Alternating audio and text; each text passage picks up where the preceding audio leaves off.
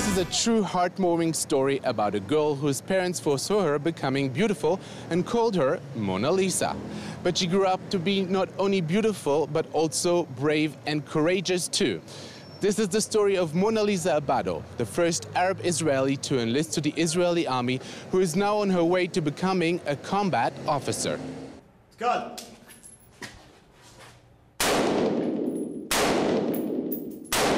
It's not every day that you meet such an impressive young woman, a woman who had the courage to go where no Arab Israeli woman has ever gone before. She did the unthinkable for most of her community and decided to enlist to service with the Israeli Defense Forces. My name is Mona Lisa. I'm from Haifa in Kiryat Chaim. I'm 20 years old and I'm a commander in IDF. It was important to me to give back to my country, Israel.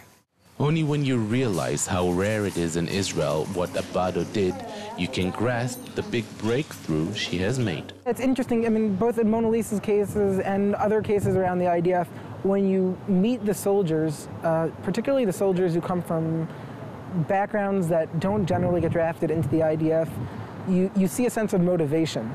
And you got this with the people who moved to Israel to join, and also from people like Mona Lisa, where they realize that the cause that they're fighting for is a higher cause, and the soldiers that are around them all get influenced by it as well.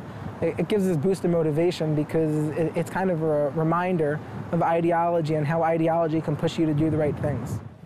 Abado comes from an Arab Christian Israeli family. She grew up in a suburb of Haifa.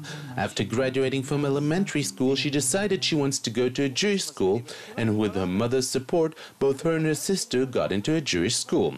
Upon graduating, it was the most natural thing for her to enlist to the army like all her Jewish high school friends.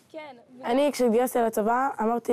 I enlisted to the army, I hoped that something was going to change, that more people from my community will enlist. There are a lot of Arab Christian men that really want to enlist. There are, of course, the Bedouin Battalion, who are also Arabs and enlist. I support that all Arab Israelis should contribute and enlist in the army. We can't get into specifics. I could say there are a couple of hundred Muslim and Bedouins that are serving in the IDF and a couple of thousand Druze. Right now there's existing mechanisms to make sure that they can serve. If you look at the Druze soldiers, there's two major combat battalions that they serve in the Southern Command, what they call Cherev Battalion, and in the scouting unit along the southern border. So what you essentially have is a military combat unit that'll stop 3 times a day for organized prayers. It's really taking steps to make sure that we can maximize integration while still letting each person's individual beliefs and individual principles be manifested on a day-to-day basis. There is no doubt that Mona Lisa Abado wants her message to be heard loud and clear and isn't afraid to speak her mind out to whoever will listen to her.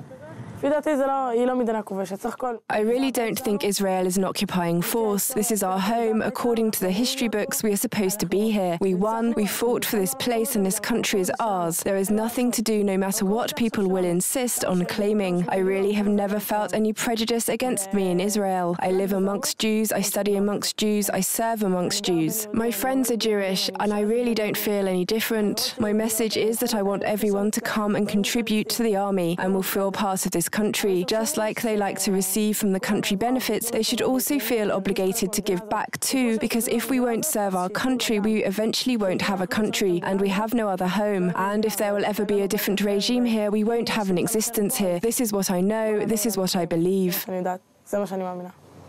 And as the question about the equality of the burden in the Israeli society takes center stage, a story like Mona Lisa's proves that it is possible to do the right thing even when not forced to do so by law. For Jane 1, I'm Ron Jacobson in Jerusalem.